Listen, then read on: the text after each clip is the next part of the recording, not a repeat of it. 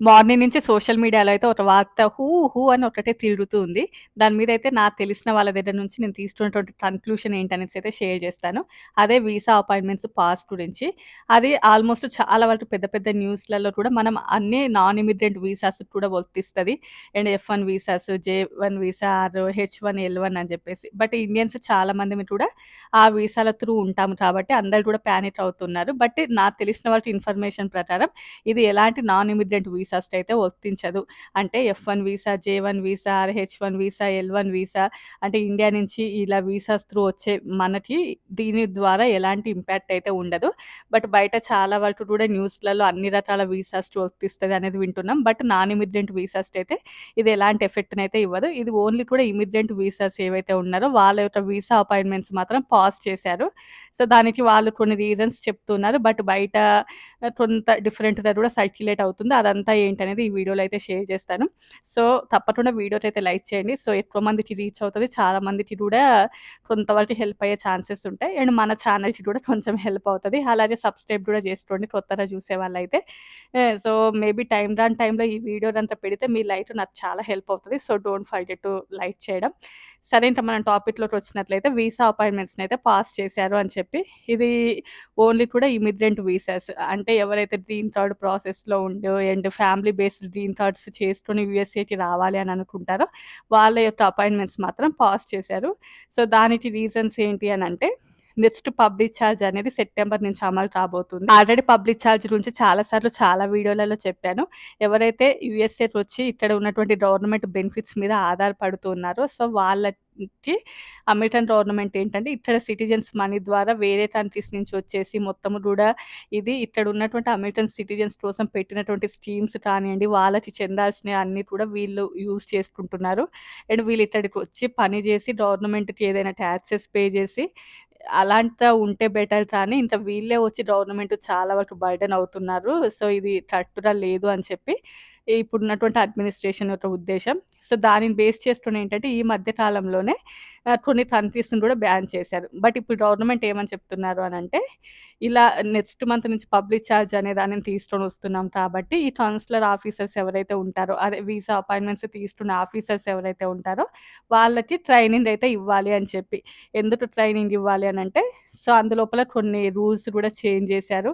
And ఎవరెవరైతే public ఛార్జెస్‌ని use చేస్తున్నారో and వాళ్ళ యొక్క ఎకానమీ పరంగానే కానియండి వాళ్ళు అండ్ బ్యాక్‌గ్రౌండ్ మొత్తం కూడా చెక్ చేయాలి అని చెప్పి. ఎందుకు ఇన్ని రోజులు సరిగ్గా చెక్ చేయలేదా అంటే, సో, అంత స్ట్రిక్ట్‌గా అయితే చెక్ చేయలేదు. అండ్ అమెరికాలో తప్పకుండా ఈ రూల్స్‌ని పాటించాలి అనేది ఏదైతే ఉందో, సో, అంత గట్టిగా అయితే ఏం పాటించట్లేదు. ఏదో ఫార్మాలిటీగా ఏదో చెక్ లిస్ట్ పెట్టుకొని చేసి ఎళ్ళిపోతున్నారు కానీ, అంత సరిగ్గా అయితే చేయకుండానే వాళ్ళ గ్రీన్ కార్డ్స్ ఇవ్వడం, వాళ్ళు యూఎస్ కంట్రీకి వచ్చిన తర్వాత ఇక్కడ ఇవన్నీ యూజ్ చేసుకోవడం అండ్ కంట్రీ యొక్క ఎకానమీ ఇంకా డౌన్ అవుతుంది వీళ్ళ వలన అని చెప్పి. ఇంకా అవన్నీ ఏంటి అంటే మెడికల్, మెడికేడ్ ఇలాంటి సర్వీసెస్ ఆల్రెడీ చాలా వీడియోలలో చెప్పాను. So, based on that one మేమైతే ఈ ఇమిగ్రెంట్ వీసాస్‌ని వాటిని పాజ్ చేస్తున్నాము. వీసా అపాయింట్మెంట్స్‌ని అని చెప్పి చెప్పారు.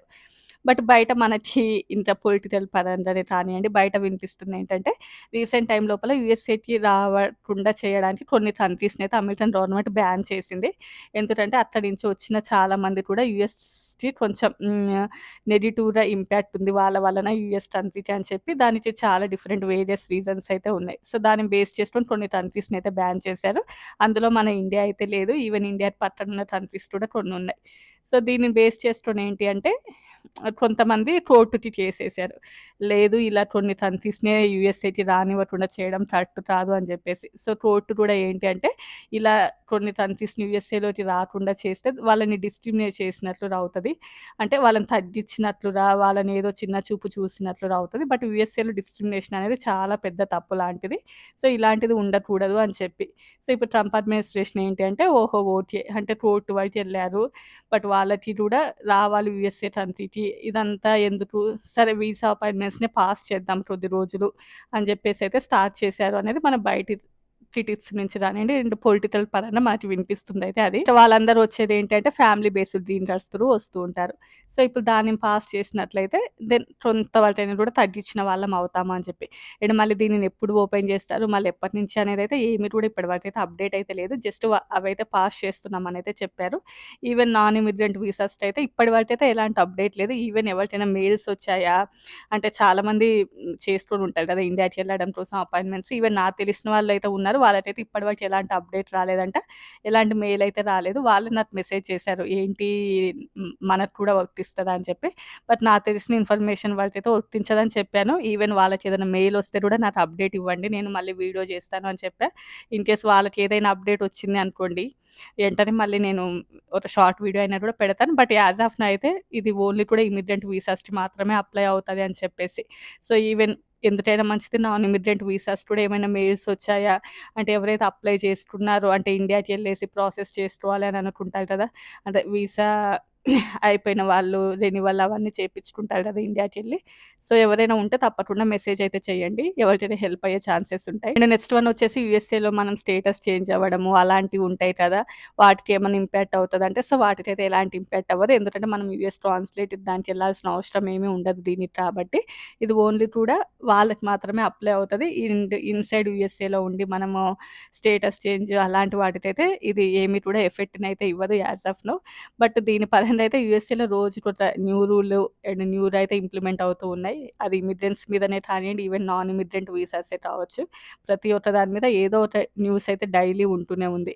లాస్ట్ ఇయర్ అలానే కదా 2025 డిసెంబర్ ఆ టైం లోపల మొత్తం కూడా వీసాలని మనది రెన్యువల్ చేశారు. అంటే అప్పుడు పాస్ చేయలేదులెండి కానీ అంటే రీషెడ్యూల్ చేశారు మన యొక్క అపాయింట్మెంట్స్ ఏవైతే ఉన్నాయో. సో, దానిని బేస్ చేసుకొని చాలామంది జాబ్స్ పోయాయి.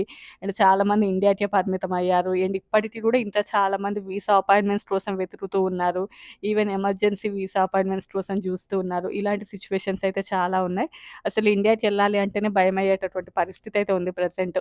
అంటే already maybe green card holders అంటే ఎలాంటి ప్రాబ్లమ్ లేదు. మేము ఈజీగా ఎళ్లి రావచ్చు అనుకునే వాళ్ళైతే ఓకే కానియండి. ఎస్పెషల్లీ ఇప్పుడు ప్రెజెంట్ వీసాస్ మీద ఉన్న వాళ్ళం. అంటే హెచ్-1 కానియండి, ఈవెన్ ఎల్-1 కావచ్చు, even students, OPT, STEM OPT వీళ్ళేంటంటే ఇండియాకి ఏదైనా అత్యవసరము ఇంకా తప్పనిసరి పరిస్థితి అని అనుకున్నా కూడా వెళ్ళలేని వాళ్ళు చాలామందున్నారు.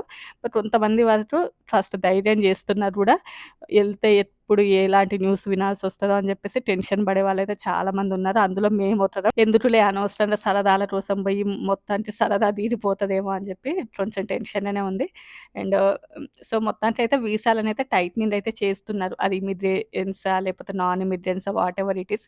ఒక రోజు వీళ్ళకి న్యూస్ ఉంటే, ఒక రోజు నాన్ ఇమిగ్రెన్స్‌కి న్యూస్ ఉంటుంది.